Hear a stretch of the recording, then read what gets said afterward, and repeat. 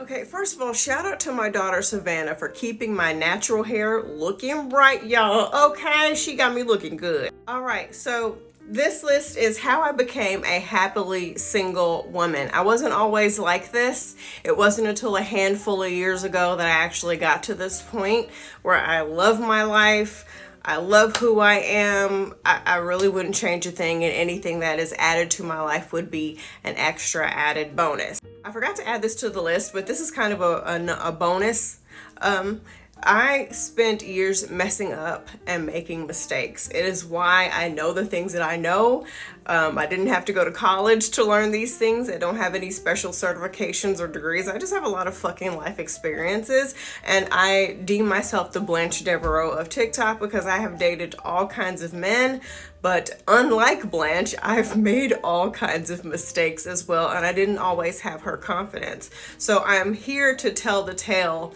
And it gives me an advantage because I've been in the trenches and I know all the fucked up mistakes that we as women make because I have made them. All right, so number one, the first thing that helped me get to this point of being a happily single woman is I realized that I had a problem. For everybody, it's going to be different, but for me personally, I have a son and a daughter. But I literally had a thought one day. My daughter was getting older. And I was like, I don't want her to replicate the shit that I'm doing, because as parents, we can talk all day, but 9 times out of 10, our kids are going to do what they saw us do.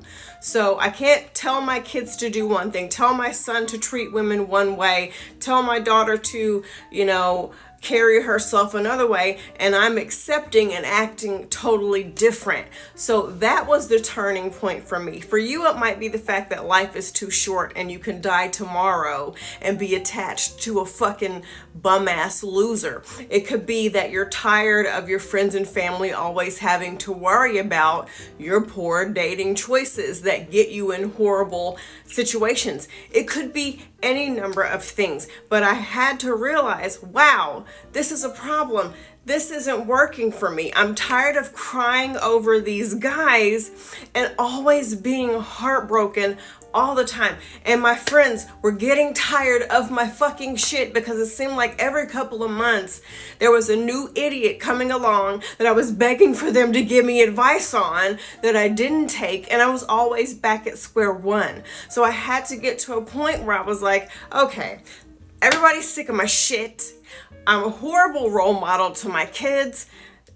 It's winding me up. It's turning me into, it's constantly breaking my heart. I'm always crying. I'm tired. I can't do it anymore.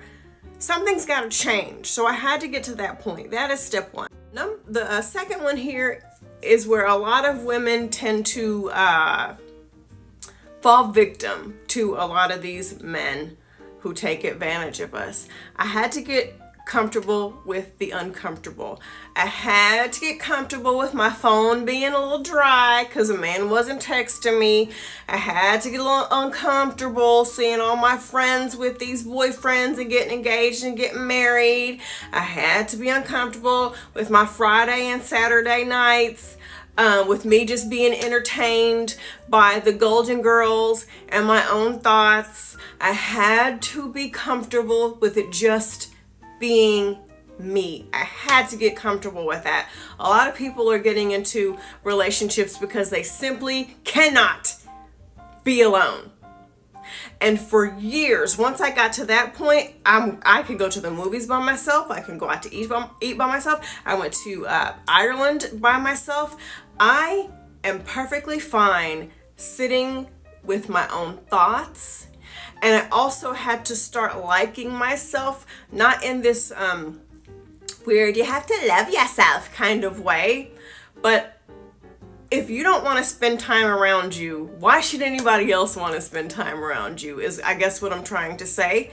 And I feel at home within myself, within my body, and within my mind. There's so much peace here. I love being my friend. I love being me. And once I finally got comfortable with, okay, it's just me, I have to sit through this. Yes, I'm lonely right now, but you know what? That's okay because I'm human and I crave community and it's normal. Once I got over that hump, I finally reached a point where I'm good with it being just me. Which leads me into number 3. I got into therapy because you also want to figure out why you have to fill the void with a man. You have to do some unpacking as to why you keep repeating the same cycles and accepting the same shit and settling for the same shit. So with therapy, people will just stop at, well, I just can't afford it. Oh, I had a therapist that was mean to me one time or whatever. You have to be willing, the same effort that you put in to find a partner, you got to put that same effort to find a therapist. You're going to have to do some Google searches for some affordable therapy options. Maybe you can only afford group therapy. Maybe there's some options through HR at your job. I know a lot of companies will offer to pay for a couple sessions for you. You have to be willing to, okay, you had a bad experience with a therapist that sucked ass. Did you try another therapist? Did you try another therapist after that? Because at the end of the day, they're human, they're going to fuck up. So you have to be willing to put in the work and the time and the energy to find a way to take care of your mental situation, okay? You have to be willing to do that. Number 4, I dove headfirst into my goals. One of the biggest things that I have done was building my social media platforms, taking the time to actually make content. I started taking acting classes. That was a couple years ago. Now I'm doing my conversion to Judaism journey, which takes a lot of time and effort to study and to go to synagogue and to go to the classes.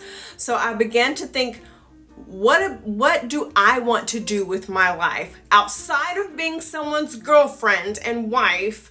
What do I want to do with my life? Okay, now that I know that, I need to focus on that. And if you don't know what you want to do with your life, volunteer and help other people.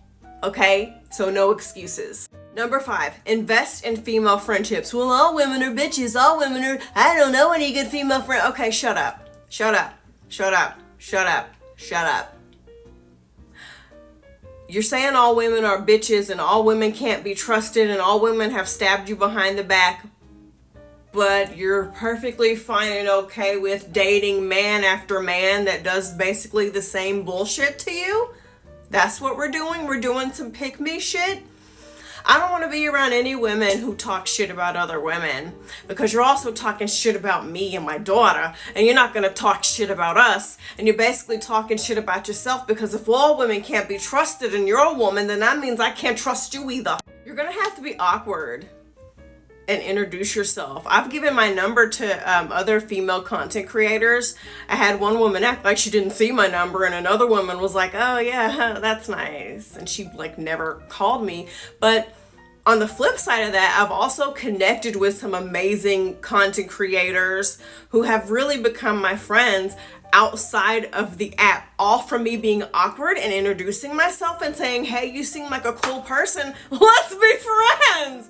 And they're like, okay, cool, and then a friendship is born. And even real life, when I'm taking an acting class or some shit, just getting to know people. You have to put yourself out there. The same effort and energy that you put into finding a man, and don't joke with me and be like, well, I don't put any effort and energy into finding a man. Please shut the fuck up, Elizabeth. Oh my God. You know what I'm talking about. You have to put the effort in to building your community of women. So I'm not going to ramble any more than I already have. I'm going to have to make this a part 2. See you then.